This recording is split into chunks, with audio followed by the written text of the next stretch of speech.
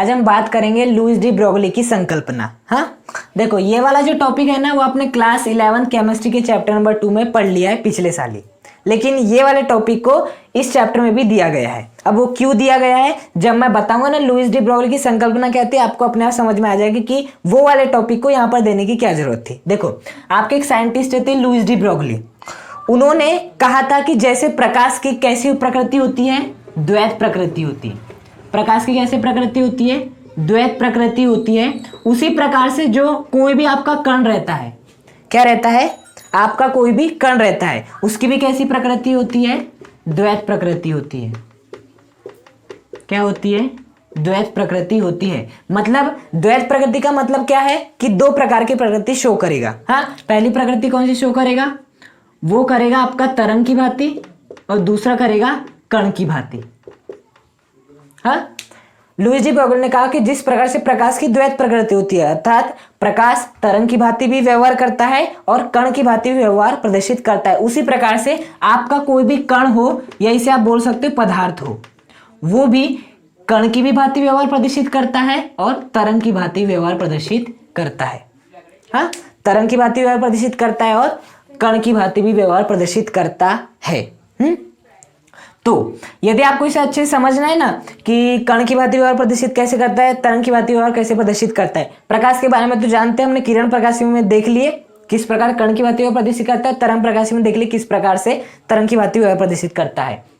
अब कोई भी पदार्थ की द्वैत प्रकृति कैसे होती है, कण की भांति भी और तरंग की भांति भी। इसको समझो, देखो पंखा देखा है, जब पंखा आपका रुका हुआ रहता है तो क्या होता है, वो आपको स्पष्ट रूप से उसकी तीनों पंखुड़ियां दिखाई देती है ना। तो आप ऐसा समझ सकते हो कि वो किस रूप में, अभी कण के रूप में। लेकिन जैसे ही वो गतिमान हो जाता है, क्या होने लगता है, तेज गति से चलने लगता है, तो देखना अब वो आपको स्पष्ट रूप से दिखाई नहीं देगा, स्पष्ट रूप से नहीं दिखाई देने वाला यदि वो तेज गति से गतिमान है ना। तो उस स्थिति में वो किसकी भांति व्यवहार प्रदर्शित करता है, तरंग की भांति व्यवहार प्रदर्शित करता है ना। तो यदि आपके दिमाग में कभी आए कि आपका कोई पदार्थ कण तरंग कैसे है, तो जब आपका कण ना बहुत तेजी से गति करता है, अत्यंत तेजी से गति करता है, तो वो तरंग का रूप धारण कर लेता है। जब वो आपका पंखा घूमता है ना, वो उसे प्रकृति को कहते हैं आपकी तरंग प्रकृति। तरंग प्रकृति वैसी होती है, जब कोई भी कण आपका बहुत तेजी से क्या हो जाता है, गतिमान हो जाता है, तो वो तरंगी प्रकृति प्रदर्शित करता है।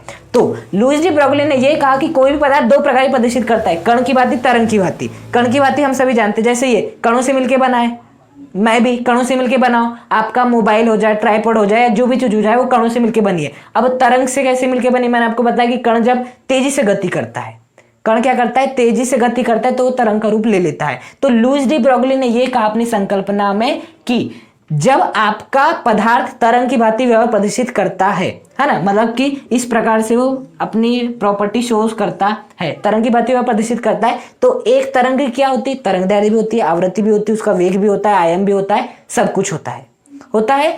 तो इन्होंने ये कहा कि जब आपका पदार्थ तरंग की भांति व्यवहार प्रदर्शित करता है, तो उसकी जो तरंगदैर्घ्य लैम्डा होती है वो h/mv के बराबर होती है। बस यही है क्या, लुईस डी ब्रोगली की संकल्पना। जब आपका पदार्थ किसकी भांति व्यवहार प्रदर्शित करता है, तरंग की भांति व्यवहार प्रदर्शित करता है, तो उस तरंग की जो तरंगदैर्घ्य होती है, तरंगदैर्घ्य क्या होती है, तरंगदैर्घ्य का मतलब होता है वेवलेंथ, मतलब एक वेव की पूरी लेंथ कितनी है ना। तो एक वेव किसे कहते हैं, यहां से स्टार्ट किए, यहां से स्टार्ट किए, यहां पर खत्म हो गई, तो ये क्या हो गई, पूरी एक वेव हो गई। इस वेव की जो भी लेंथ होगी वही क्या कहलाएगी, वेवलेंथ कहलाएगी, है ना।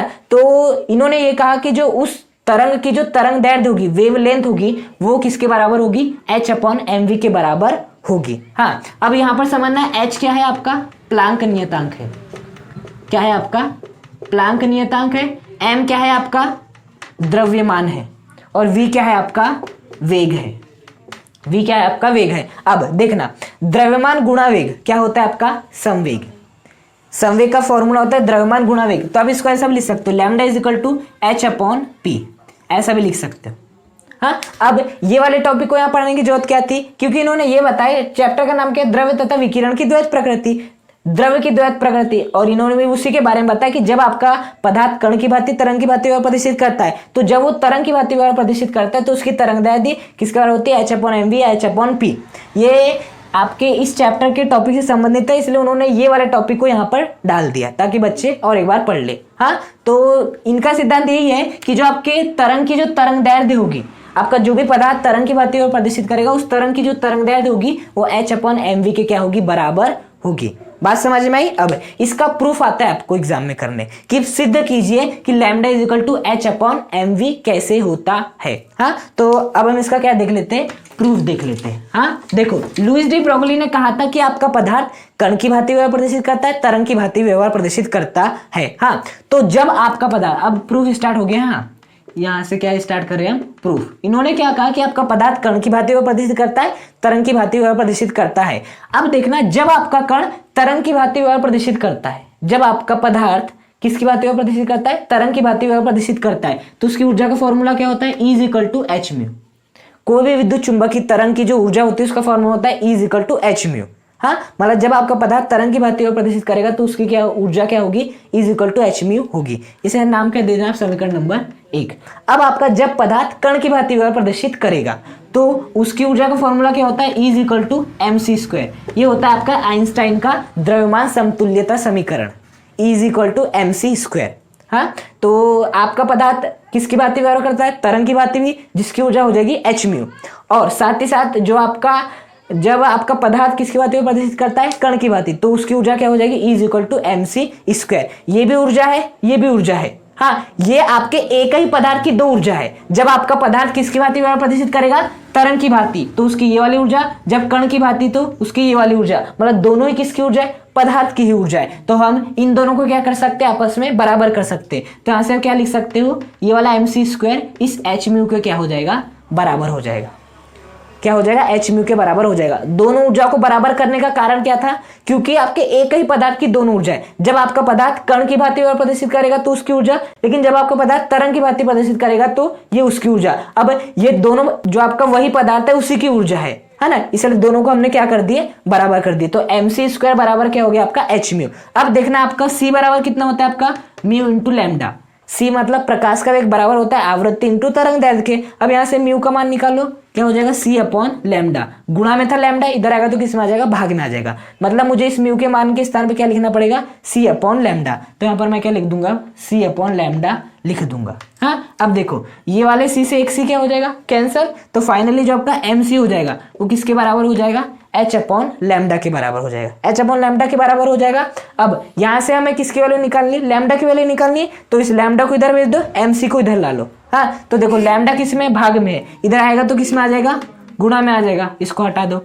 अब mc किस में है, गुणा में, इधर आएगा तो किस में आ जाएगा, भाग में आ जाएगा। और यही क्या है आपका लुईस डी ब्रोगली की संकल्पना है, लुईस डी ब्रोगली का सिद्धांत, lambda is equal to h/mc। अब यहाँ पर c आ रहा है, यहाँ पर v आ रहा है। देखो ये क्या आपका वेग है और ये भी क्या है आपका एक प्रकार का वेग ही है। तो आप c के स्थान पे क्या लिख सकते हो, v लिख सकते हो, क्योंकि c और v लगभग समान है यदि आप बात करते हो निर्वात की।